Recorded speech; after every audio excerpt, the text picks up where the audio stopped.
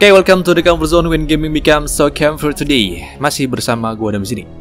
Ya, selamat datang di cerita lengkap Death Stranding 1, game yang sering banget dicap sebagai game simulator tukang antar paket. Nah, tapi percaya sama gue, setelah kalian tahu ceritanya, kalian bakal sadar bahwa mengantar paket itu cuman kulit luarnya aja. Karena perlu diakuin, Death Stranding ini bukan game untuk semua orang ya. Ceritanya kompleks banget dan pace-nya juga lambat banget, dan durasinya bisa ngabisin puluhan jam buat lo nangkap satu benang merah ceritanya doang. Dan sekarang, karena Death Stranding 2 ini udah rilis, pasti banyak dari kalian yang pengen banget langsung loncat ke game barunya tapi bingung. Gua harus ngerti apa dulu nih dari game Death Stranding 1. Nah, makanya video ini gue buat kalian semua yang penasaran sama ceritanya tapi nggak punya waktu atau mental buat mainin Death Stranding 1 dari awal. Nah, di sini gue bakal bawa kalian jalan-jalan menyusuri dunia yang rusak, sunyi, penuh misteri. Biar kalian ngerti siapa itu Sam Porter, apa itu Bibi, dan kenapa dunia ini kayak kiamat, dan siapa sih dalang dari semua kekacauan ini.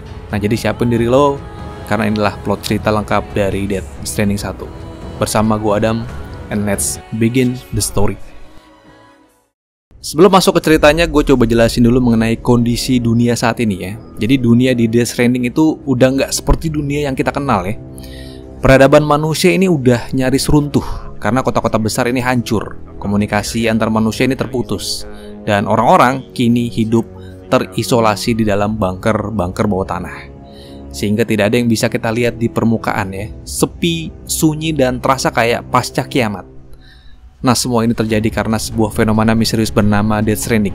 Sebuah peristiwa supernatural misterius yang menyebabkan batas antara dunia orang hidup dan orang mati ini menjadi terhubung. Nah, karena terhubungnya dunia orang mati dan orang hidup, akibatnya muncullah makhluk-makhluk dari dunia kematian yang disebut dengan Beasts atau Beasting.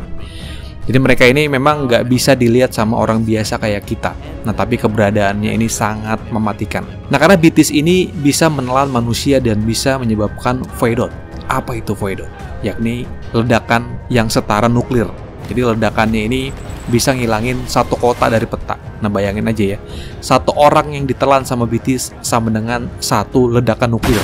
Nah, makanya jika ada orang mati, dia harus segera dikremasi, atau konsekuensinya akan memancing kemunculan Beasts. Selain Beasts, muncul juga sebuah zat baru yang bernama Chiralium, sebuah partikel yang berasal dari dunia kematian, dan partikel ini sudah muncul di dunia nyata setelah kejadian Death Stranding terjadi.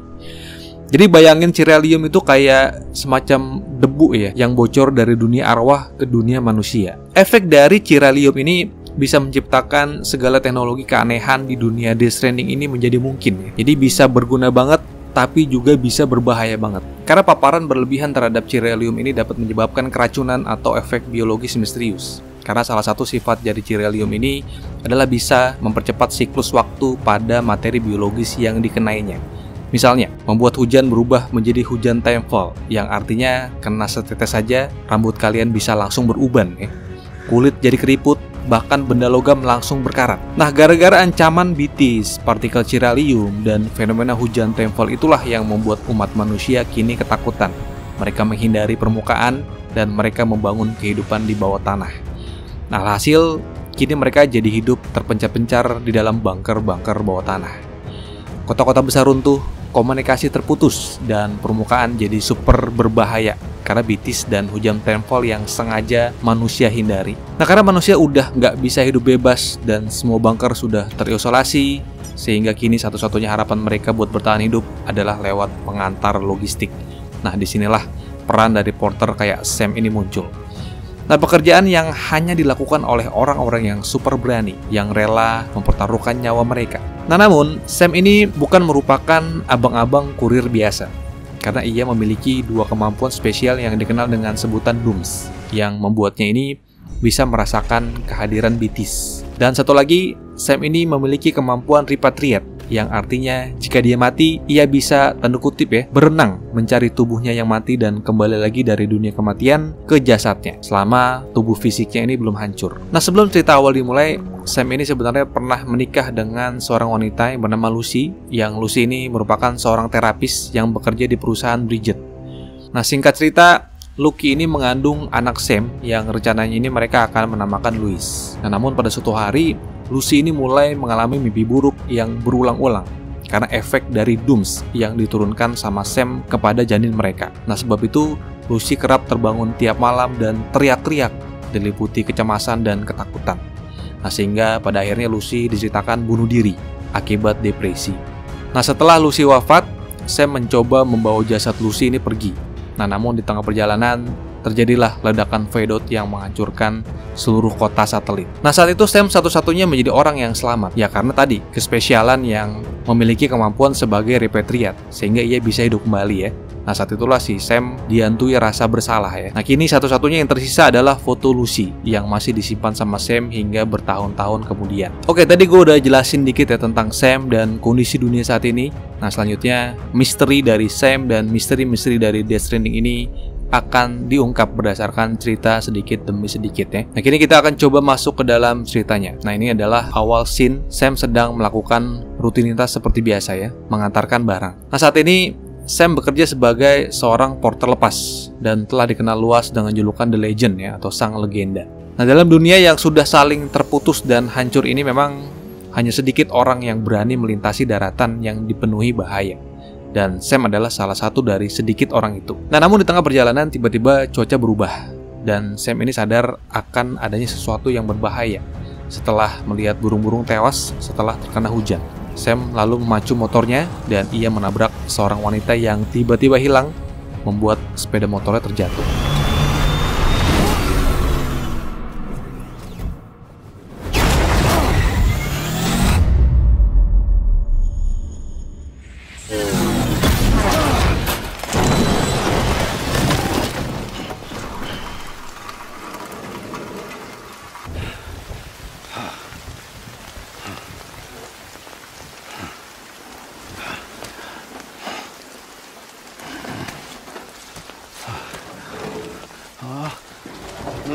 No. Great. Fuck. Nah, Sam mencari perlindungan di mulut goa. Nah, rupanya di sana Sam tidak sendiri karena muncullah seorang wanita yang bernama Fragile yang sempat sekelebat muncul di hadapannya Sam tadi ya. Nah, Fragile ini rupanya adalah pemimpin atau bos ya, atau pemilik kali ya dari perusahaan logistik bernama Fragile Express. Nah, saat mereka berteduh dari hujan Timefall, rupanya mereka kedatangan oleh sosok Beatis yang hampir mengetahui keberadaan Sam.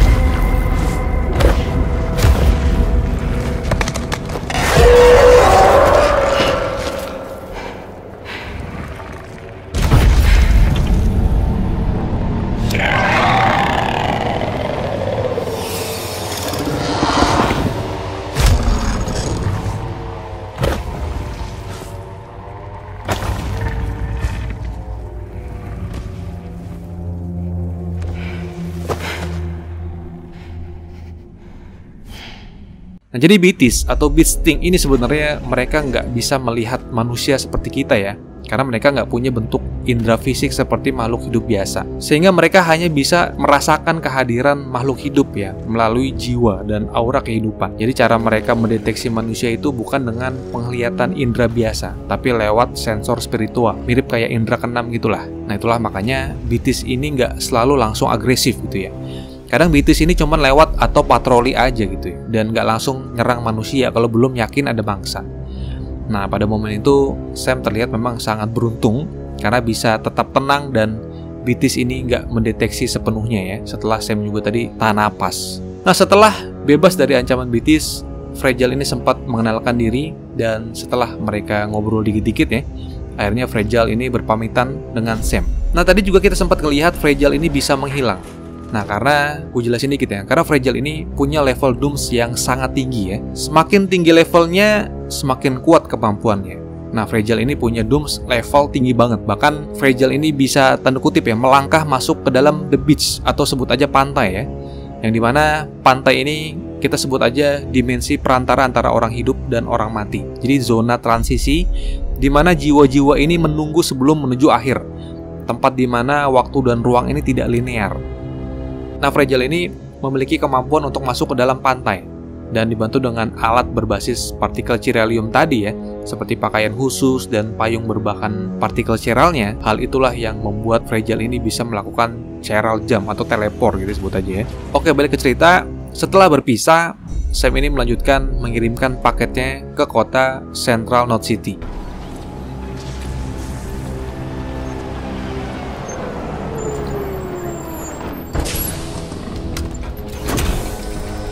Nah, rupanya nggak sampai 5 menit, Sam sudah mendapatkan tugas berikutnya yang statusnya ini lebih urgent dan pastinya lebih berbahaya. Karena saat itu ia harus menemani petugas bernama Igor Frank ke tempat kremasi terdekat dengan membawa jenazah untuk segera dikremasi. Right. Not the touchy-feely type. Document said you had some kind of phobia.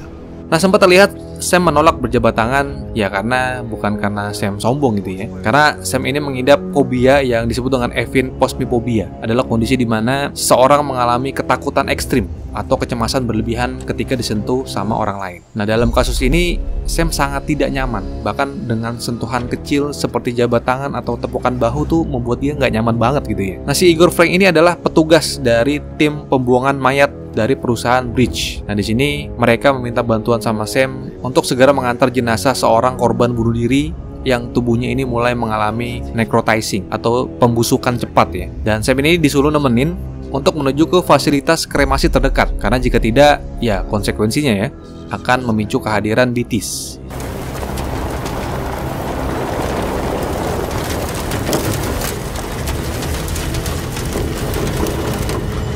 Nah, saat dalam perjalanan ke krematorium, rupanya mereka dihantam sama badai timefall. Hujan misterius yang pastinya ini akan mempercepat waktu dan akan mempercepat pembusukan benda hidup dan non-hidup. Nah, naasnya, Bitis mencium keberadaan jenazah dan makhluk itu muncul dan menyebabkan mobil mereka terbalik.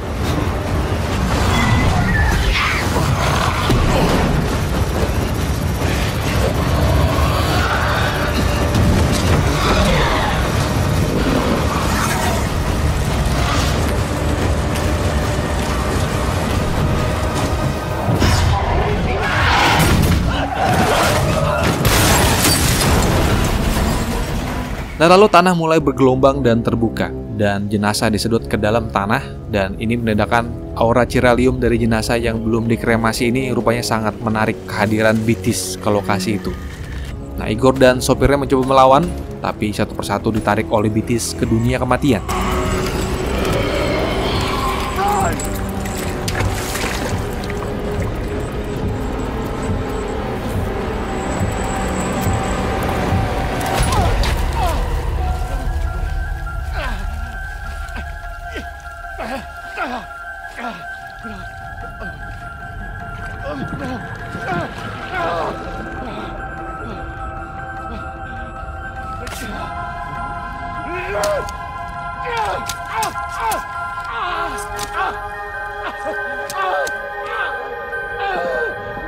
Nah, sebelum ditelan, Igor melemparkan Bridge Baby kepada Sam. Jadi Bridge Baby ini atau disingkat dengan Bibi adalah bayi yang secara teknis belum dilahirin sebenarnya. Dan Bibi ini berasal dari bayi di dalam kandungan yang ibunya mengalami brain death atau kematian otak saat hamil. Nah, setelah berhasil dipindahkan ke dalam kapsul, kemudian Bibi ini dimanfaatkan sama perusahaan Bridge untuk dijadikan alat untuk mendeteksi Bitis. Kenapa Bibi ini bisa membantu orang untuk bisa melihat atau merasakan kehadiran Bitis? Nah, karena status Bibi yang tidak pernah dilahirkan sepenuhnya ke dunia, sehingga jiwa mereka ini masih terhubung dengan dunia kematian atau pantai. Nah, bayi Bibi ditempatkan di dalam kapsul buatan yang meniru kondisi di dalam rahim.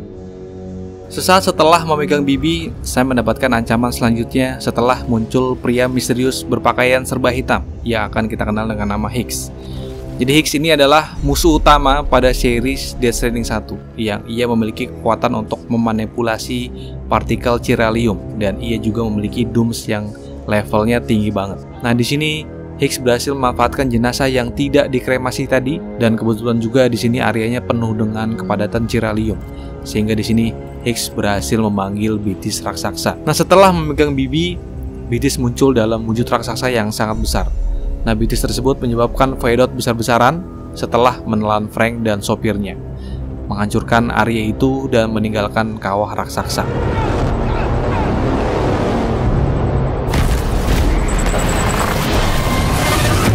Nah, ledakan yang kita lihat tadi memang bagian dari tujuan Higgs, karena ia pengen banget mempercepat kepunahan dengan menyebarkan voidot sebanyak-banyaknya.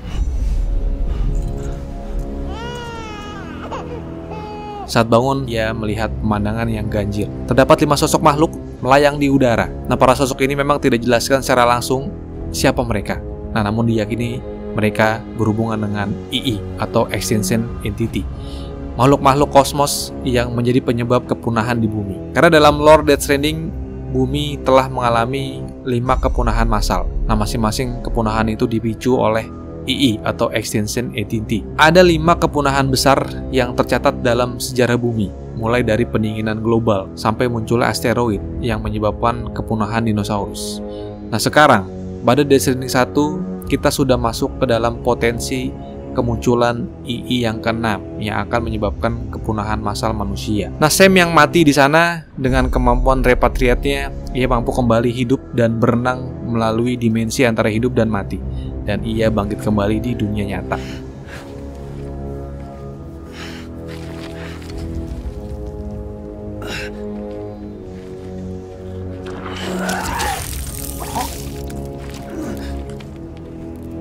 Oke, gue lanjut ya. Nah, setelah hidup kembali, Sam terbangun di sebuah ruang pribadi di Capital Knot City.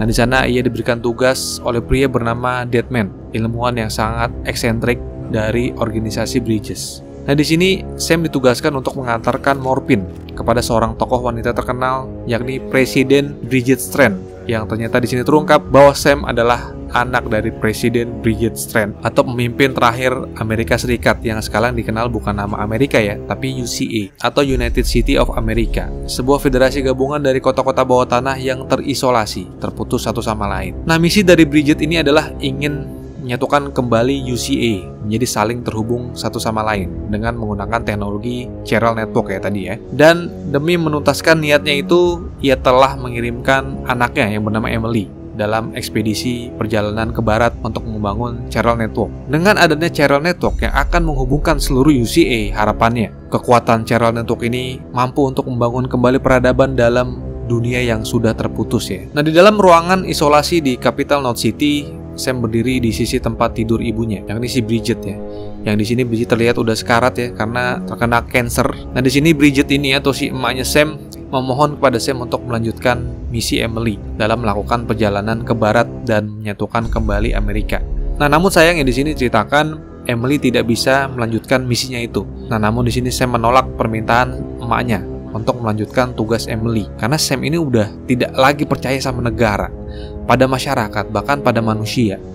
Jadi ia udah nggak peduli dengan masa depan Amerika karena Sam ini memiliki trauma masa lalu semenjak istrinya tewas. Nah, bahkan sampai di detik-detik terakhir hidupnya, Bridget melakukan sesuatu yang drastis ya, karena dia dengan susah payah melompat dari tempat tidurnya, lalu ia memeluk Sam dan memaksa kontak fisik dengannya. Nah, Bridget lalu mengembuskan nafas terakhir. Sam yang masih terguncang sadar bahwa ia dititipkan dengan tugas yang sangat berat yang tidak ia inginkan. Nah, namun ia juga tidak bisa menolak karena ia harus menyelamatkan Emily atau saudara angkatnya. Doctor, we need your help.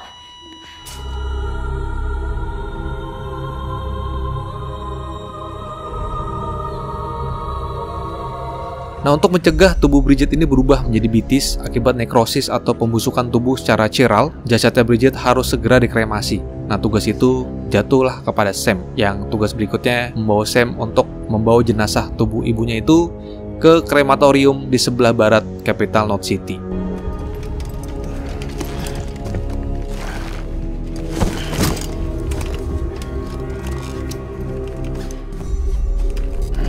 The facilities to the southwest. Remember that you'll be passing through BT territory. Berjalanlah Sam ke krematorium. Nah, namun saat ia sampai di area kremasi dan membakar jasad Bridget, rupanya di sana terjadi peningkatan drastis kepadatan partikel chiralium di udara. Nah, hal ini menyebabkan banyaknya kemunculan BTs di sekitar lokasi. Nah, karena partikel chiralium ini adalah energi dari dunia kematian yang membuka jalan bagi BTs ini muncul ke dunia nyata. Nah, Sam yang pada saat itu masih membawa bibi milik almarhum Igor merasa bahwa bibi itu tidak seharusnya dihancurkan seperti yang diberitakan. Nah, meskipun bibi tersebut secara resmi akan dinonaktifkan dan dikremasi bersama Bridget, Sam secara naluriah ia memutuskan untuk menggunakan Bibi tersebut dan menghubungkan ke dirinya. Nah, saat terhubung dengan Bibi, Sam memperoleh kemampuan untuk melihat BT secara langsung melalui perangkat Odrarex Scanner, dan beruntung di sini Sam berhasil menyelinap di antara BTs tanpa tertangkap.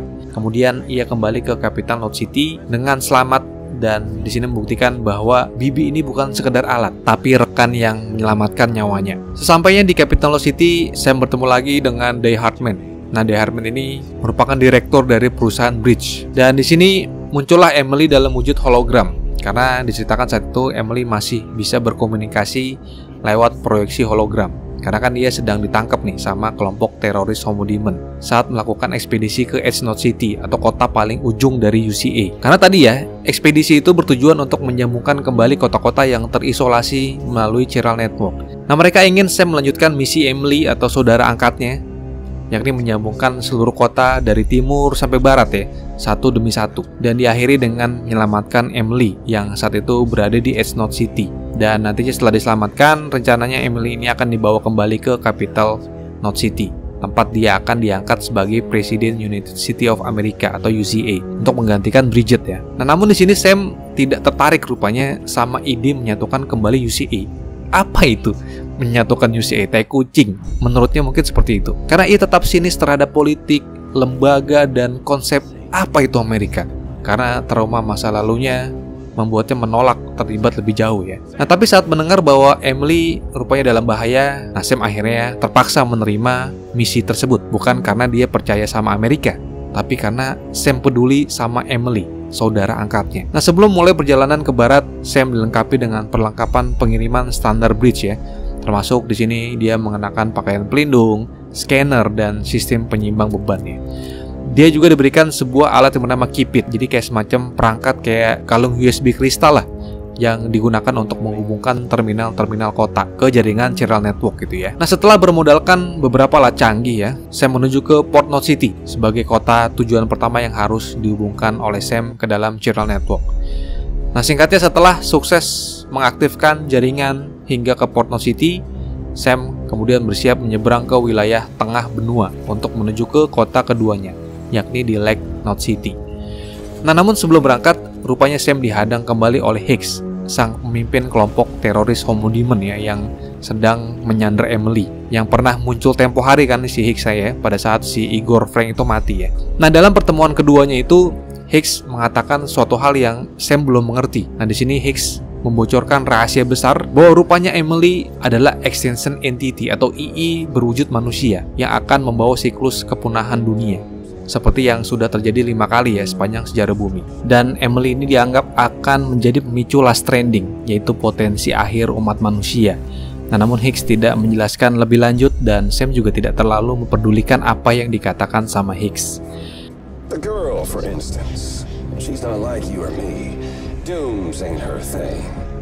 And she's more into destruction on a worldwide scale. An extinction entity.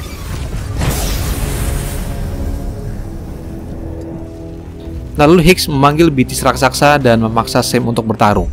Nah, setelah pertarungan yang cukup brutal bisa dibilang, Sam berhasil mengalahkan BTs tersebut. Nah, kemudian bersama Fragile, Sam kemudian menumpang kapal milik Fragile Express dan menyeberangi laut menuju ke Lake Knot City yang terletak di wilayah tengah Amerika.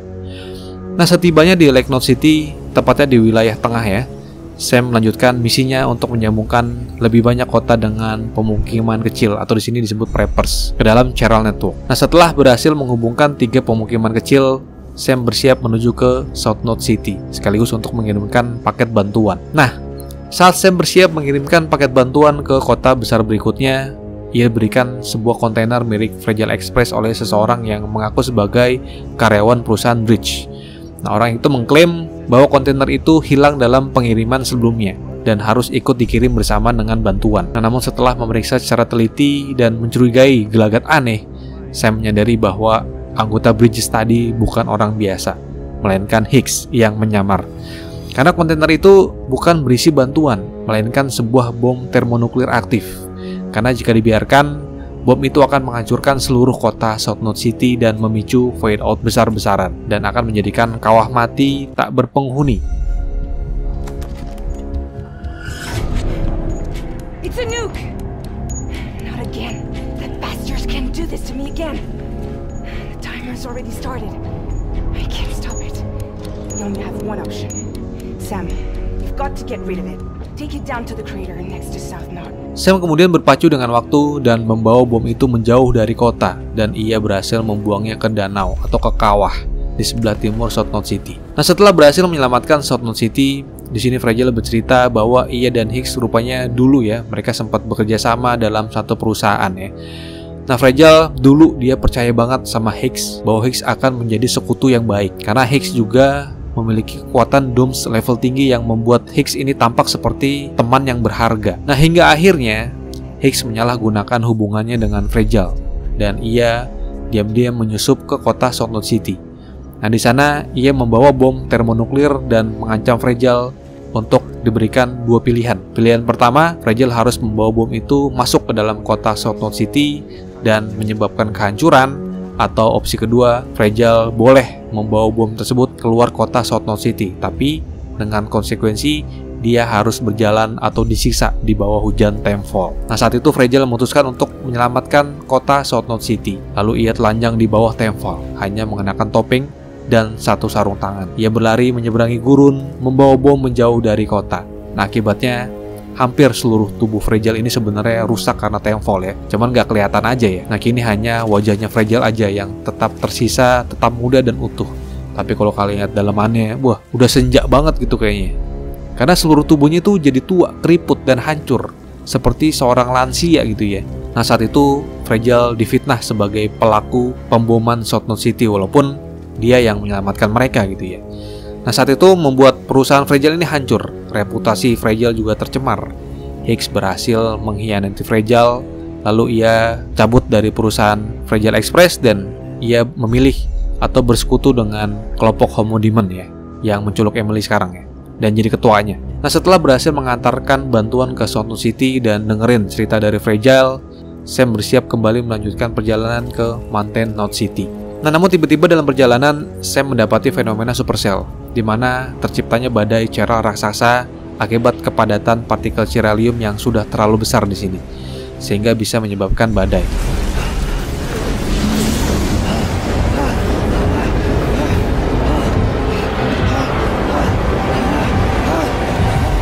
Nah, setelah terhisap, Sam lalu diburu oleh combat veteran misterius yang nantinya diketahui bernama Cliff Unger, atau seorang tentara misterius yang muncul dari dimensi pantai gitu ya. Nah, namun di sini Cliff terlihat sangat terikat banget pada seorang bayi yang di sini ia seolah-olah selalu mencari bibinya yang tanda kutip dicuri dari dirinya saat Cliff ini masih hidup gitu ya. Nah, kemudian Cliff bersama pasukan prajurit undead kerap menyerang Sam. Sam mencoba bertahan hidup dari Cliff dan di sana ia berhasil mengalahkan para tentara undead satu persatu dan akhirnya Sam mampu melakukan kontak fisik langsung dengan Cliff yang menyebabkan Sam kembali ke dunia nyata, meninggalkan medan perang spiritual tadi ya. Nah, setelah berhasil keluar dari medan perang supernatural yang dia juga nggak tahu itu apa ya, yang disebabkan sama Supercell, nah kini Sam kembali ke dunia nyata di wilayah sekitar South Knot City.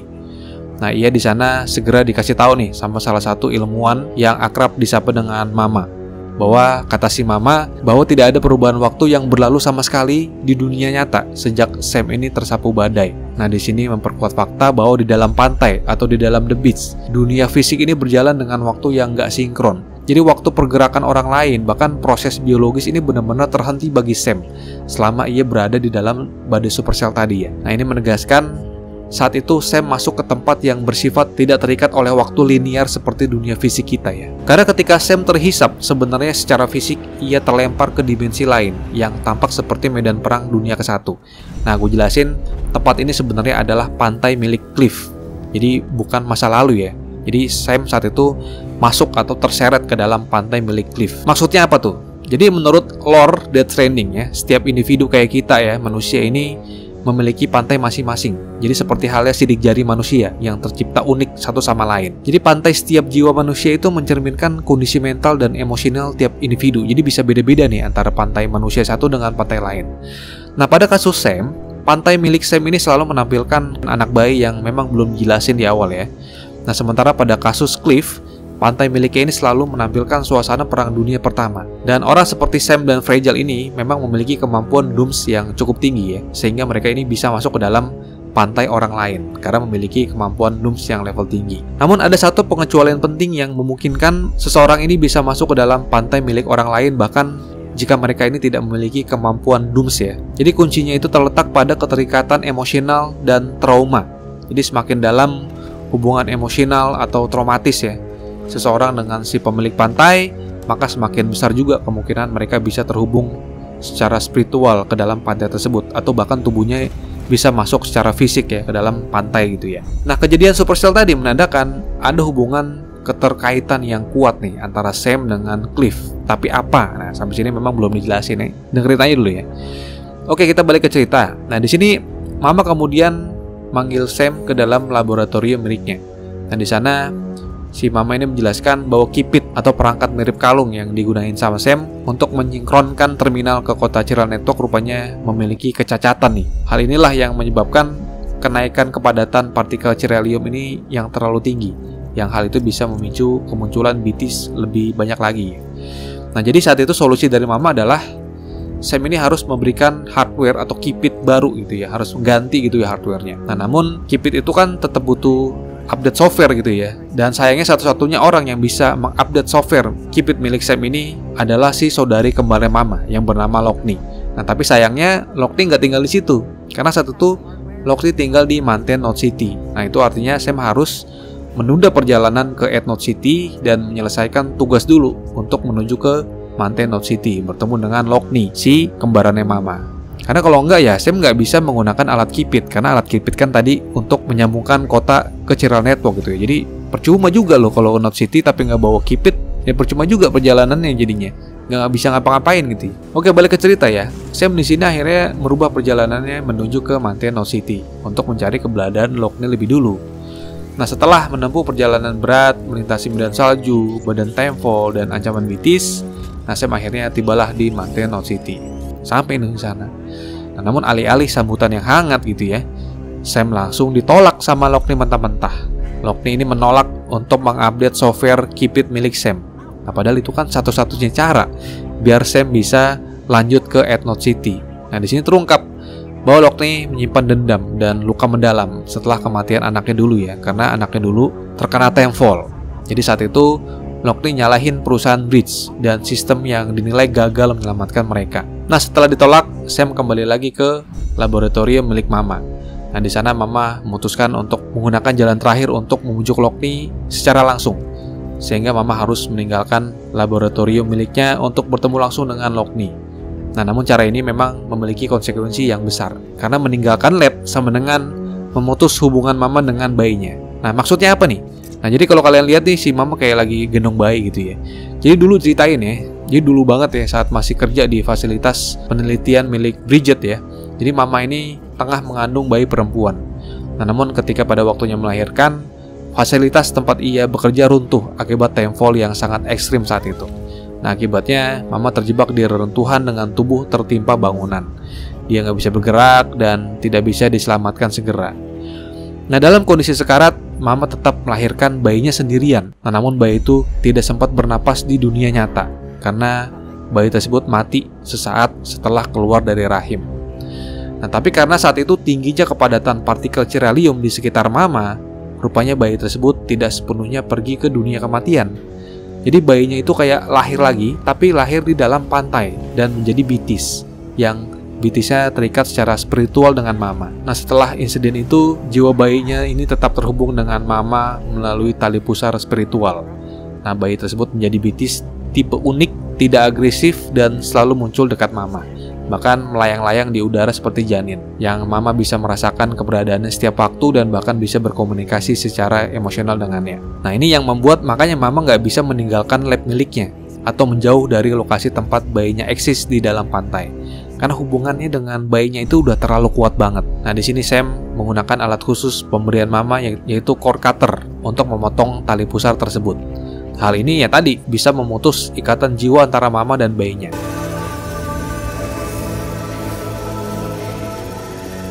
Please, Sam.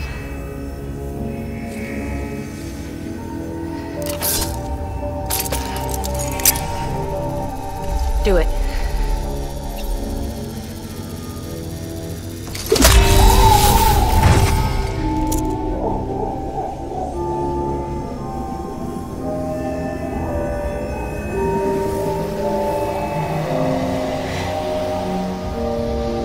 Nah, setelah dipotong ya oleh cord cutter, tubuhnya Mama kemudian Sam bawa ke Mountain Knot City untuk bertemu dengan Lockney. Nah, meski sebenarnya saat ini Mama saat itu sudah wafat ya secara spiritual setelah memutus ikatan dengan bayinya.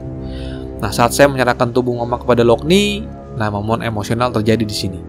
Nah, Lockney menyadari bahwa jiwa Mama ini telah berpulang dalam damai, dan di sini dia respect lah sama Sam karena Sam sudah mempertaruhkan nyawanya demi membawa Mama kembali ke Lockney. Nah, di sini Lockney akhirnya mengikhlaskan masa lalunya. Nah, setelah proses yang emosional itu, Lockney akhirnya bersedia untuk mengupdate software Keep It milik Sam. Membuatnya Sam kini bisa menghubungkan terminal-terminal berikutnya ke Chiral Network, dan sudah pasti melanjutkan perjalanan ke Knot City menyelamatkan Emily. Setelah berhasil menyambungkan Mountain Knot City ke jaringan Chiral dan memperbaiki Keep It miliknya, Sam kembali ke ruangan pribadinya di dalam fasilitas milik Bridget. Nah, di sana ia kembali bertemu dengan Deadman, yang saat itu Deadman membawa kabar penting yang cukup mengkhawatirkan. Nah, di sini Deadman menjelaskan bahwa BB milik Sam, yang kita sebut aja Low ya, saat ini Low sudah terlalu dekat dengan dunia orang hidup. Karena terciptanya hubungan emosional yang cukup dalam nih antara Sam dan Low, menyebabkan Low ini kehilangan posisinya sebagai jembatan antara hidup dan mati. Nah, untuk mencegah kegagalan sistem atau yang paling parah bisa menyebabkan kematian dari Low, jadi Low ini perlu dilakukan semacam prosedur yang dinamakan realignment agar Low ini bisa berada di tengah-tengah, yaitu antara dunia orang hidup dan dunia arwah. Nah, karena itu Low harus dipisahkan dulu nih sementara sama Sam. Nah, di balik shower ruangan pribadi Sam, Deadman di sini juga mengungkapkan fakta yang cukup besar ya mengenai bayi BB, yang sebenarnya bayi BB yang hasil dari perusahaan Bridget itu adalah hasil dari bayi yang dikeluarkan dari ibu yang dalam kondisi brain dead. Jadi secara fisik hidup tapi otaknya itu udah mati. Jadi bayi-bayi ini dikeluarkan secara prematur. Jadi mereka itu dipaksa untuk tinggal di dalam kapsul agar tetap berada dalam kondisi di antara hidup dan mati.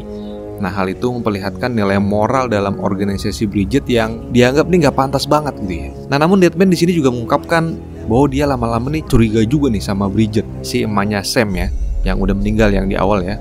Dan dia juga curiga juga nih sama The Hartman, bahwa menurut dia nih seperti dua orang ini menyembunyikan sesuatu nih. Sepertinya ada sebuah manipulasi besar nih terkait dengan Project BB ya, termasuk dalam urusan etika dan asal-usul bayi-bayi tersebut nih.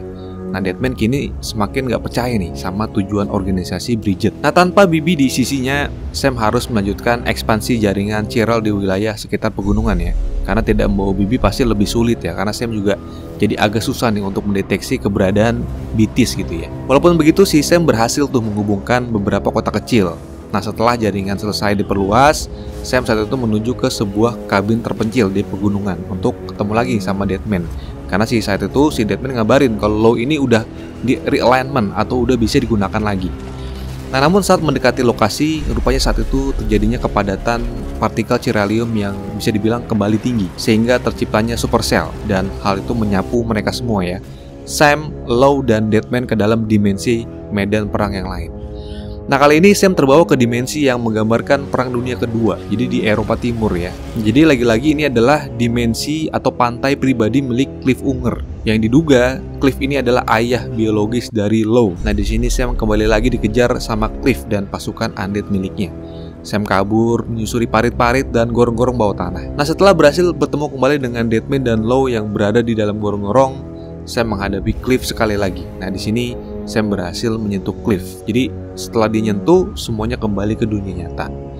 Nah, setelah kembali ke dunia nyata, Sam melanjutkan perjalanannya ke Knot City ya. Nah, sebelum ke sana, Sam rupanya ditugaskan untuk menjamukan dulu area terdekatnya, yakni di region pusat. Yang di sana Sam akan ditugaskan untuk menghubungkan ke sebuah laboratorium milik seorang peneliti bernama Hartman. Nah, rupanya permintaan bertemu dengan Hartman ini rupanya datang dari Mama ya. Jadi sebelum kematian Mama, si Mama ini pernah meminta untuk membawa jenazahnya ke Hartman. Karena Hartman ini adalah ahli dalam studi kematian, dia juga ahli dalam masalah pantai-pantai dan fenomena-fenomena Death Stranding lah, dia tahu banget nih orang. Jadi tujuannya adalah biar jenazah Mama dibawa ke Hartman ini untuk diteliti.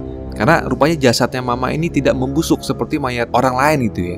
Jadi memang sesuatu yang sangat tidak wajar dalam dunia Death Stranding kalau ada orang meninggal itu mayatnya tidak mengalami nekrosis. Nah ini Mama sangat menarik nih memang jenazahnya. Nah harapannya setelah memberikan jenazah Mama ke Hartman, si Hartman ini bisa menganalisis tubuh Mama yang unik dan bisa menemukan jawaban ilmiah dan spiritual lah tentang hubungan antara orang hidup dan orang mati. Nah pada pertemuan dengan si Hartman ini menjelasin nih kepada Sam tentang II ya. Karena Sam kan di sini masih awam banget nih sama II. Nah di sini si Hartman itu jelasin bahwa beberapa juta tahun lalu itu udah muncul sebenarnya extension entity atau II, entitas supranatural yang memicu mass extension atau kepunahan massal. Nah dari situ Sam teringat nih sama perkataan Higgs tempo hari. Yang saat itu kan si Higgs sempat mengatakan bahwa Emily adalah II selanjutnya dan Emily ini bisa memusnahkan umat manusia sepenuhnya. Nah di sini Sam curiga nih bahwa Emily ini mungkin bukan manusia biasa. Dan bahkan bisa jadi Emily ini adalah ancaman utama bagi umat manusia. Jadi kepikiran juga nih di Sam di sini. Nah setelah bertemu dengan Hartman, akhirnya semua wilayah telah terhubung dan Sam bersiaplah untuk melakukan perjalanan terakhirnya menuju ke Earth City untuk menyelamatkan Emily. Nah namun rupanya wilayah Earth City itu tidak bisa dijangkau dengan berjalan kaki saja karena Earth City rupanya dipisah oleh lautan Tar sehingga Sam ini harus bisa melewati lautan Tar demi bisa mencapai Earth City. Nah untuk menyeberangi lautan Tar tersebut, Sam melakukan hal yang sangat berani dan bisa dibilang berbahaya. Jadi ia sengaja membiarkan dirinya diseret oleh Beatis ke dalam Tar. Nah namun bukannya mati, rupanya lautan Tar ini berubah sehingga membangkitkan bangunan, runtuhan kota dan objek-objek tenggelam dari masa lalu. Nah Sam memanfaatkan hal tersebut untuk berjalan melintasi daratan yang kini sudah terbentuk dari memori-memori dunia lama. Nah ini mencerminkan bahwa pantai ini bisa menciptakan kenangan umat manusia bahkan dalam bentuk infrastruktur dunia. Nah setelah berhasil melintasi lautan Tar, Sam melihat Emily dari kejauhan. Nah ketika Sam mencoba mendekat, rupanya tanah di bawahnya runtuh. Ia kembali terhisap ke dalam lautan Tar, ke dalam dunia antara hidup dan mati. Kemudian ia bangun yang tiba-tiba ia sudah berada di pinggiran Earth City, kota terakhir di ujung barat. Nah namun kini kota Earth ini udah porak-poranda banget. Nah di tengah kancuran muncullah Higgs dan dia di sini memamerkan kekuatan barunya dan menyindir Sam tentang siapa Emily sebenarnya.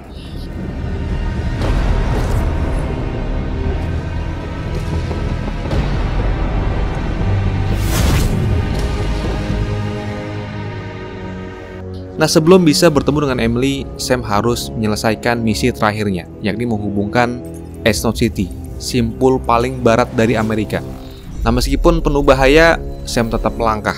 Dengan keberanian dan bantuan jaringannya, ia berhasil menghubungkan terminal terakhir. Nah setelah Sam berhasil menghubungkan terminal terakhir, yaitu si Earth City ya, Higgs tiba-tiba muncul lagi. Kali ini ia lebih gila, lebih berbahaya dari sebelumnya. Nah dalam upaya terakhir, si Higgs ini sempat mensummon Beatis raksasa tipe Titan dan menjebak Emily di dalamnya, menjadikan Emily sandera dan senjata sekaligus. Nah sadar bahwa satu-satunya kelemahan Sam adalah perasaannya pada Emily, Higgs di sini berencana untuk menjatuhkan mental Sam ya, secara emosional. Nah namun di sini Sam nggak gentar, ia menghadapi makhluk kolosal itu. Sam bertarung demi menyelamatkan bukan hanya dunia tapi jiwa seseorang yang ia sayangi.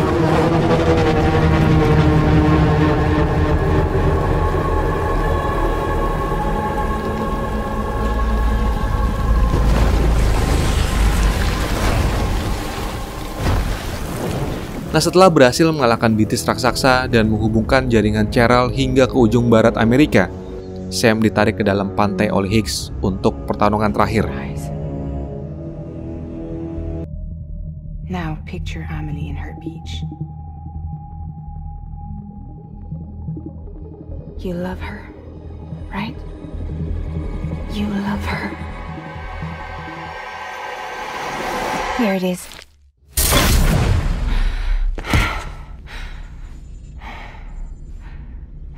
Nah di tengah pantai yang dilapisi tar, Sam dan Higgs berdiri berhadapan. Nah kini mereka berdua sudah tidak pegang senjata, jadi hanya tangan kosong dan hanya bermodalkan tekad masing-masing yang tersisa. Nah kekuatan Higgs meski besar, namun tidak bisa menandingi tekad Sam yang berjuang demi Emily. Nah akhirnya Sam berhasil mengalahkan Higgs.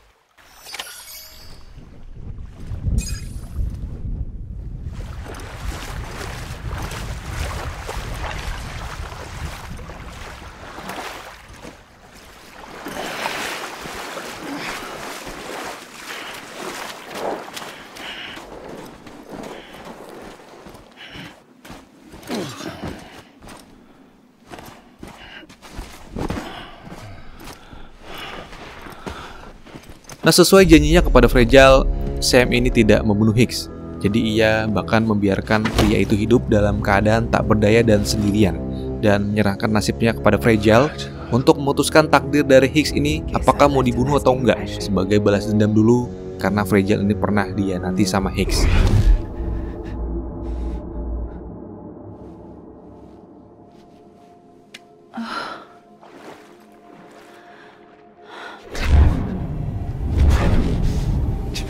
Damn it!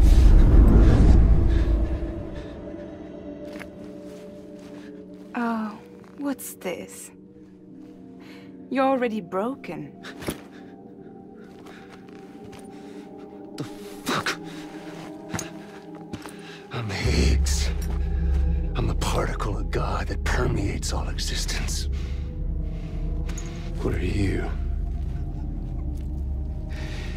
Honey, you ain't nothing but damaged goods.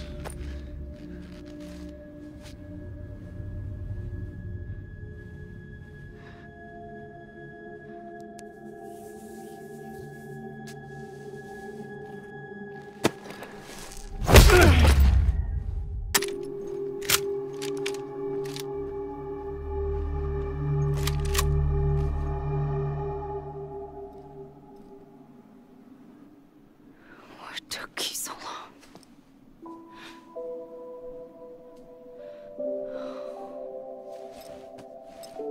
Nah, setelah berhasil menyelamatkan Emily, Sam mempertanyakan siapa Emily sebenarnya. Nah, disinilah Emily mengaku bahwa benar ia adalah EE atau Extinction Entity yang ke-6, dan ia memiliki kekuatan yang bisa untuk mengakhiri segalanya. Nah, di sini Emily mengaku bahwa misi penyelamatan Emily yang di awal video ini sebenarnya hanyalah kepalsuan. Nah, itu artinya Emily selama ini tidak pernah benar-benar ditawan.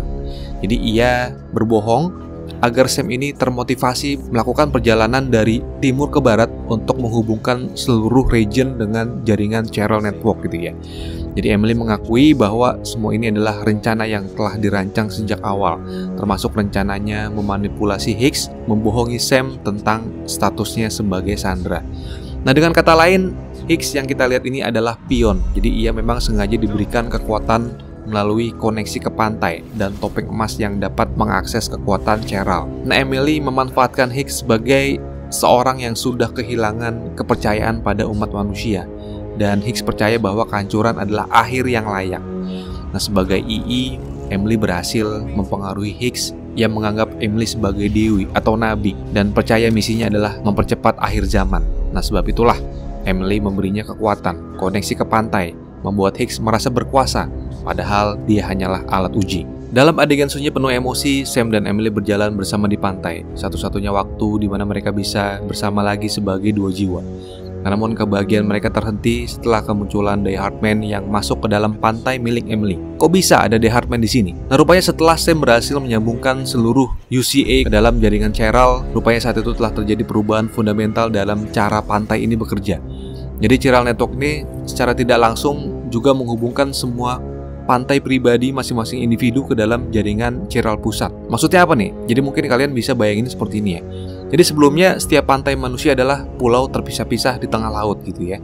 Nah, setelah UCA ini terkoneksi penuh dengan Chiral Network, jadi sebuah pulau itu dihubungkan dengan jembatan tak kasat mata. Cuman bukan berarti terhubungnya semua pantai ini membuat semua orang bisa seenaknya mengunjungi pantai milik orang lain seperti naik ojek online ya, nggak gitu. Karena syaratnya jika ada koneksi emosional, spiritual, atau hubungan traumatik yang kuat, maka jiwa seseorang ini bisa terseret atau terbawa ke pantai milik orang lain gitu ya. Kayak lu nggak bisa langsung masuk ke pantai gua gitu ya, kecuali kita memiliki koneksi emosional, spiritual, dan hubungan traumatik yang mendalam, baru lu bisa masuk ke pantai gua, kira-kira seperti itu. Nah, di pantai milik Emily, Die Hardman ini datang karena perasaan bersalah dari keterlibatan masa lalu berdarah yang belum terselesaikan oleh Bridget yang akan gue jelasin di akhir. Sementara kehadiran Cliff di dalam pantainya Emily diperkirakan karena adanya kedekatan biologis dari Bibi yang selama ini dibawa sama Sam. Karena si Cliff kan nyari-nyari banget nih Bibi yang dibawa sama Sam. Nah, di sini Die Hardman berdiri di hadapan ibunya Sam yakni Bridget dalam wujud lebih muda yang seolah hidup kembali sambil diancam sama Die Hardman yang ia merasa dihianati sama Bridget karena merasa ia telah memanipulasi semua orang. Nah, tiba-tiba Cliff Unger dan para tentara tengkoraknya muncul dari dalam air. Nah, di luar dugaan, The Hardman mengenal Cliff dan Cliff pun menyadari mantan bawahannya. Nah, dengan penuh kemarahan dan kesedihan, Cliff mengangkat senjatanya menunjuk Bridget. Give me back my BB. You're looking in the wrong place.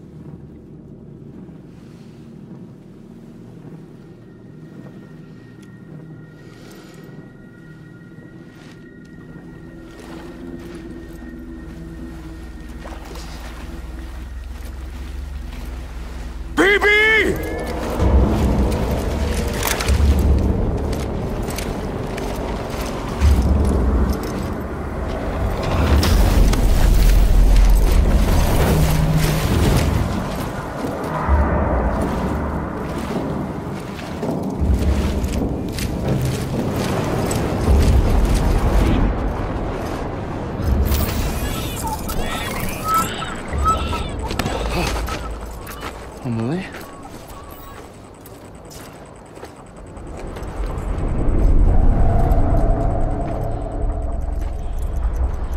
Stay back! Nah, Emily mendorong Sam masuk ke dalam SIM untuk menyelamatkannya agar ia bisa melakukan repatriat dan kembali ke dunia nyata. Nah, kemudian Sam terbangun di ruangan pribadi di Capital Knot City atau di sisi timur Amerika. Nah, artinya sampai sini misinya telah selesai. Nah, tapi masalah terbesarnya belum berakhir. Siapa itu Cliff? Apa dosa yang dilakukan sama Bridget sampai membuat The Hardman ini merasa kesal? Dan mengapa ada Bridget di dalam pantainya Emily? Nah, di luar pertanyaan itu, Sam secepat mungkin harus bisa bertemu lagi dengan Emily untuk membujuknya menghentikan Death Stranding. Nah, Sam terbangun di Snow City saat kondisi mulai memburuk karena jaringan Chiral ini mulai tidak stabil karena menunjukkan gejolak abnormal. Nah, ini disebabkan oleh banyak pantai yang mulai bergabung menjadi satu. Hal itu menciptakan kondisi di mana batas antara dunia hidup dan mati ini mulai hilang. Nah, di sini Sam tidak punya pilihan karena ia harus memakai kembali sepatu botnya dan memulai perjalanan kembali ke Capital Knot City. Nah, kenapa Sam harus kembali ke Capital Knot City? Nah, karena Capital Knot City adalah titik pusat koneksi ke seluruh jaringan Chiral. Dan satu-satunya tempat di mana Sam bisa ini mendapatkan akses kembali untuk masuk ke dalam pantai milik Emily dan meyakinkan Emily untuk tidak melanjutkan kepunahan atau extension. Nah, saat Sam dalam perjalanan, rupanya Sam tersedot kembali ke dalam Supercell dan membawanya ke pantai milik Cliff yang saat itu berlatar perang Vietnam. Nah, di sana Sam bertemu kembali dengan Cliff, sang mantan tentara, ayah dari Bibi yang dibawa-bawa sama Sam. Nah, pada pertempuran itu Cliff kalah dalam pertempuran fisik, tetapi jiwanya tidak menyerah. Nah, dalam kondisi terluka dan setengah hancur, ia kembali bersiul lagu Nina Bobo yang dulu dinyanyikan untuk anaknya atau si Bibi. Nah, namun kali ini bukan Bibi yang dibawa Sam yang menjawab, melainkan Sam sendiri.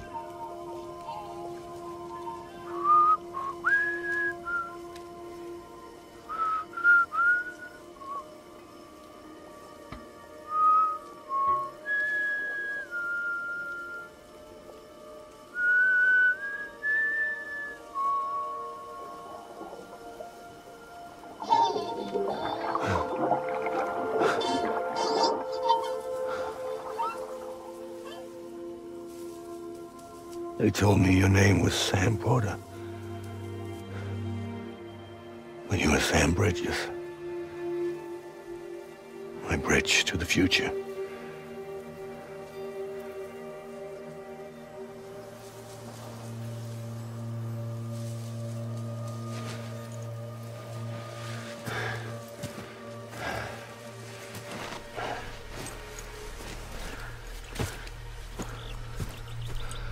Sam, you bring people together. You're that bridge to the future.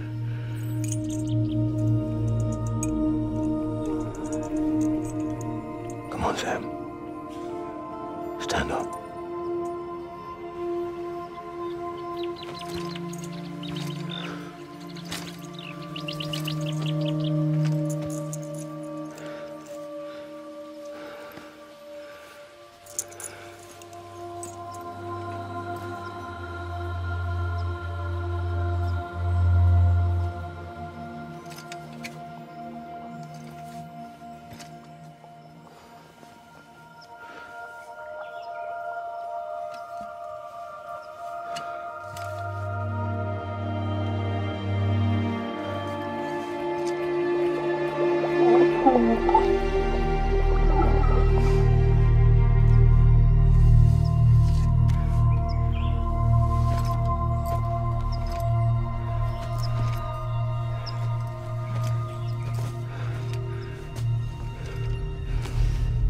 Nah, disinilah terungkap bahwa bibinya yang dicari-cari sama si Cliff Unger selama ini yang dia cari adalah Sam. Nah, sehingga di sini menjelaskan bahwa Cliff adalah ayah biologis dari Sam. Kok bisa gitu ya? Nah, jadi gue ceritain dulu ya. Jadi dulu sebenarnya Cliff Unger ini adalah mantan tentara elit Amerika yang terkenal karena selalu membawa pulang pasukannya dengan selamat. Nah, salah satu anak buahnya yang pernah diselamatin sama Cliff ini adalah John Blake McClane, atau sekarang kita kenal dengan nama Die Hardman, yang dia memang dulu pernah diselamatkan sama Cliff. Nah, sampai sini terungkap ya bahwa Die Hardman dulunya adalah anak buah Cliff. Nah, lalu kemudian Cliff menikah dengan Lisa. Nah, Lisa ini adalah ibu kandungnya Sam. Nah, dari situ Cliff memutuskan pensiunlah dia dari militer untuk mengurus keluarga. Nah, namun suatu hari Cliff dan Lisa mengalami kecelakaan yang membuat Lisa ini mengalami brain dead atau mati otak gitu ya. Dan Sam yang saat itu masih dalam kandungan terancam nyawanya atau sekarat gitu ya. Nah, dari situ Cliff membawa Lisa ke perusahaan milik Bridget untuk dilakukan penyembuhan eksperimental. Nah, namun tanpa sepengetahuan dari Cliff, Bridget diam-diam justru memanfaatkan bayinya Cliff sebagai eksperimental baby atau Bridget baby, bayi prematur yang dipakai untuk mendeteksi hantu bitis atau jadi alat gitulah. Nah, tahu akan hal itu si Die Hardman ya, yang saat ini ia udah kerja sama Bridget. Ia memperingatkan mantan atasannya bahwa bayinya ini akan dijadikan bahan eksperimen gitu ya. Jadi sebenarnya saat itu Die Hardman ini sudah mencoba membantu Cliff kabur bersama bayinya tanpa membawa istrinya atau si Lisa yang sudah tidak memungkinkan untuk hidup, sehingga memaksa Cliff harus membunuh Lisa. Nah, dengan berat hati Cliff menembak Lisa dan membawa Sam ini kabur ya. Nah, namun rencananya sayangnya ketahuan sama Bridget. Nah, Bridget menginstruksikan Die Hardman untuk membunuh Cliff. Nah, tapi hal itu tidak sengaja membuat Sam kecil juga tewas tertembak. Nah, setelah Sam tewas, rupanya jiwanya terdampar di pantai, dunia antara hidup dan mati. Nah, di sana Sam dihidupkan kembali ke dunia oleh Emily. Nah, kok bisa nih ada Emily di pantai? Nah, nanti akan gue jelasin nih. Lanjut ya.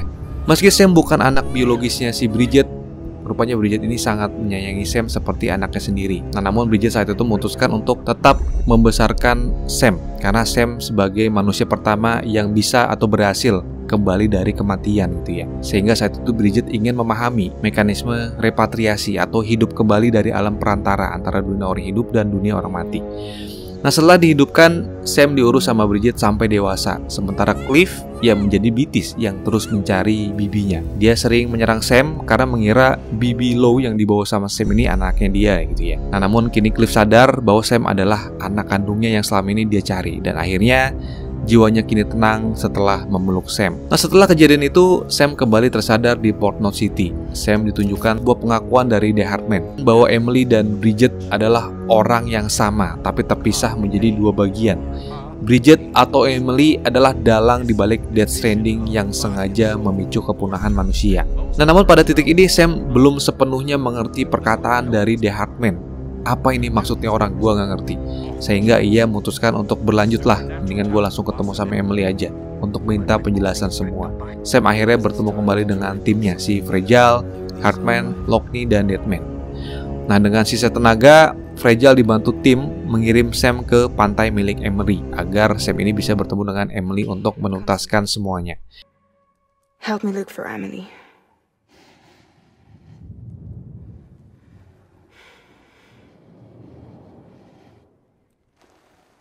Reach for her, Sam. Feel her.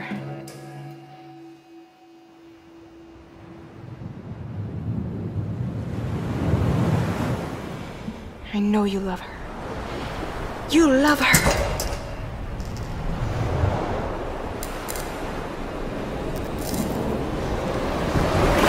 There.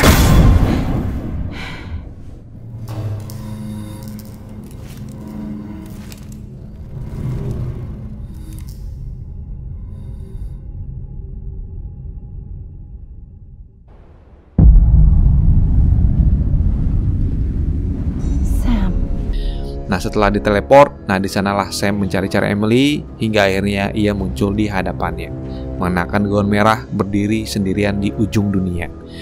Dan dengan suara yang tenang namun penuh makna, Emily mengungkapkan kebenaran besar yang selama ini tersembunyi, bahwa dirinya benar adalah extension entity, makhluk yang sejak awal diciptakan oleh alam untuk mengakhiri siklus satu kehidupan. Dia mendapatkan bahwa dirinya ini bukan saudara angkatnya Sam. Nah, disinilah Emily menjelaskan sebuah fakta yang sangat mengejutkan, bahwa dirinya dan Presiden Bridget atau ibunya Sam ini sebenarnya adalah satu entitas yang sama. Nah, kok bisa? Maksudnya apa nih? Nah, jadi kejadian ini bermula dulu ya, saat usia Bridget ini masih 20 tahunan lah. Jadi saat itu Bridget menderita kanker rahim, dan saat itu Bridget ini hampir mati. Nah, saat itu jiwa dan raganya Bridget terbelah ke dalam dua dunia, dan saat itu terciptalah Emily. Nah, Bridget mewakili raga atau H yang hidup di dunia dan bisa menua, sementara Emily mewakili jiwa atau K yang terperangkap di pantai dan dipilih oleh alam sebagai II dan tidak bisa menua. Nah, untuk menutupi kenyataan ini, Bridget muda mengaku bahwa Emily adalah putrinya dan selalu menutup wajahnya dengan topeng agar menghindari kecurigaan bahwa wajah Bridget muda dan Emily ini mirip. Nah, padahal keduanya adalah entitas yang sama. Nah, lalu semenjak fenomena Death Stranding dan mengancam dunia, Bridget mendirikan perusahaan Bridge sebagai organisasi semi pemerintah yang bertujuan untuk mempersatukan kembali Amerika dalam bentuk UCA atau United States of America. Nah, namun di balik misinya yang seolah-olah tampak mulia, rupanya ada agenda tersembunyi Bridget, yakni ia ingin terciptanya kepunahan massal. Nah, namun rencana berubah karena saat Bridget ini meninggal, satu-satunya sisi yang tersisa adalah Emily yang kini harus melanjutkan kepunahan. Nah, namun Emily tidak bisa menyeberang ke dunia asli. Makanya bersama dengan The Hardman, ia membuat skenario bahwa dirinya sedang ditahan di Snot City dan memanfaatkan Sam untuk bisa menghubungkan seluruh kota dengan Chiral Network. Nah, itu artinya menghubungkan seluruh kota dengan Chiral Network hanyalah akal-akalan Emily, karena sebenarnya seluruh kota saat itu sedang dihubungkan ke dalam pantai milik Emily, sang extension entity. Nah, apa artinya? Karena saat saya menghubungkan kota-kota dan individu-individu ke dalam jaringan Chiral, secara tidak sadar ia telah menghubungkan kesadaran jiwa semua orang ke dalam satu pantai pusat, yaitu pantai milik Emily. Nah, itu artinya seluruh umat manusia kini terkoneksi secara ekstensial ke Emily, sang extension entity. Mungkin masih yang belum ngerti ya, jadi ibarat kabel lampu yang berdiri sendiri-sendiri ya. Dengan adanya Chiral Network, semua lampu itu dihubungkan ke dalam satu saklar utama, dan saklar utama itu ada di tangan Emily. Artinya, ledakan di dalam pantai milik Emily, boom, akan men-trigger seluruh kota dan seluruh individu ini akan hancur. Nah, balik ke cerita. Emily lalu memberikan dua pilihan terakhir sama Sam. Sam ini mau tinggal bersamanya di pantai dan menyaksikan dunia ini perlahan hancur, atau pilihan kedua, menunda kepunahan dengan memutus hubungan dengan pantai milik Emily dengan pistol revolver. Namun Sam tidak memilih keduanya. Ia justru memeluk Emily, dan pelukan itu bukan sekedar kasih sayang, melainkan simbol kepercayaan, pengampunan, dan harapan. Emily di sini tersentuh. Ia kemudian mengaku bahwa dirinya selama ini sangat tersiksa dengan takdirnya sebagai extension entity. Ia tidak ingin menjadi malaikat maut, tapi ia juga tidak bisa melawan kodratnya sebagai II. And if that is what matters most to you, then I will stay here on this beach. And I will shut myself in and the rest of you out. Shut yourself in. Come on. Once the last stranding starts, it can't be stopped. I can't go with you. All I can do is try to spare you the worst. Why do you have to stay on the beach? Sam, I am the beach. And I must stay here and ensure that the extinction happens. Even if it takes tens or hundreds of thousands of years. Nah, sebelum mereka berpisah, mereka saling berpelukan untuk terakhir kalinya. Lalu Emily mendorong Sam kembali keluar dari pantainya. Nah, ini artinya Emily memutus koneksi ke pantainya tanpa kekerasan, tapi lewat cinta dan pemahaman. Dan akhirnya Sam kembali ke dunia nyata. Nah, setelah berhasil menghentikan Death Stranding dan menunda kehancuran total umat manusia, Sam Porter Bridges kembali ke dunia nyata. Nah, di saat yang sama, untuk pertama kalinya sejak Death Stranding menghancurkan tatanan peradaban dunia menyaksikan sebuah peristiwa penting. The Hardman secara resmi dilantik sebagai presiden pertama dari UCA. Dan acara pelantikan berlangsung hikmat, namun syarat luka dan beban sejarah. Karena saat itu, The Heartman meminta maaf kepada Sam karena ia merasa bertanggung jawab secara langsung atas kematian ayah kandung Sam, si Cliff Unger. Serta ia telah berperan dalam kebohongan besar yang membentuk hidup Sam selama ini gitu ya. Jadi permintaan maaf ini bukan sekedar formalitas ya, tapi luapan rasa bersalah yang selama bertahun-tahun ia pendam dalam diam hingga akhirnya pecah di hadapan Sam. Karena setelah kematian Cliff, The Heartman ini tidak pernah membocorkan kebusukan Bridgetnya. Jadi ia malah memilih menciptakan identitas baru sebagai The Heartman, bersembunyi di balik topeng, menjadi direkturnya perusahaan Bridge, dan mengikuti rencana Bridget dan Emily ya, termasuk menjadikan Sam sebagai kurir. Nah di sini Sam tidak bisa berkata banyak karena dosanya The Heartman ini udah banyak banget ya. Karena ia hanya bisa menatap lelaki yang dulu pernah menjadi pembunuh ayahnya, kini menjadi pemimpin bangsa. Lalu ia mengulurkan tangan dan membantu The Heartman berdiri. Nah kini setelah semua koneksi berhasil dibuat ya, dan kini Amerika kembali terhubung, Sam dihadapkan pada perintah yang sangat menyakitkan kali ini. Karena Lou atau bibi kesayangannya rupanya harus dimusnahkan karena dianggap sudah tidak layak dan sudah terlalu terikat dengan dunia nyata. Sehingga pemerintah melalui Bridge Corporation mengeluarkan perintah eksekusi terhadap bibi dan meminta Sam untuk membawanya ke tempat kremasi untuk dibakar. Nah, sebelum berangkat ke tempat kremasi, Sam bertemu lagi dengan Fragile. Nah, di sini Fragile ini sempat nawarin Sam posisi di perusahaan logistiknya si Fragile Express untuk di-hire sebagai bagian dari sistem UCA yang baru. Nah, tapi Sam dengan tegas menolaknya karena Sam ini memiliki trauma yang cukup mendalam ya, bahwa setiap hubungan yang ia bentuk ini akan berujung pada luka kehilangan. Karena dia pernah kehilangan Cliff, kehilangan istrinya, dan kehilangan anaknya, membuat ia menarik diri dari semua hubungan emosional.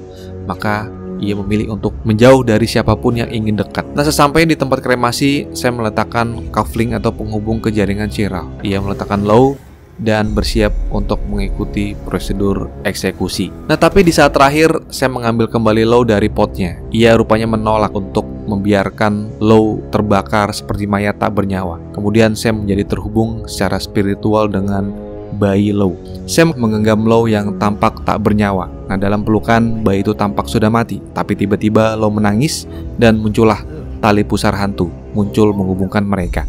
Dan di tangan kecil Lou ini terdapat alat kuipu milik Emily. Nah, ini menunjukkan bahwa Lou mungkin sempat mati, tapi Emily mungkin telah menghidupkan Lou kembali dari dunia pantainya. Sebuah pemberian terakhir dari Emily, bukan sebagai malapetaka ya, tapi sebagai hadiah terakhir untuk Sam. Nah, dengan air mata, Sam meninggalkan tempat pembakaran itu, menggendong Lou di pelukannya. Hujan turut, tapi saat ini hujannya bukan hujan tempel ya, hujan biasa. Pelangi mulai muncul dari langit, bukan pelangi terbalik, tapi pelangi yang normal. Ini menandakan bahwa dunia benar-benar berubah. Lou menjadi hidup, Sam tidak sendiri lagi, dan cerita berakhir.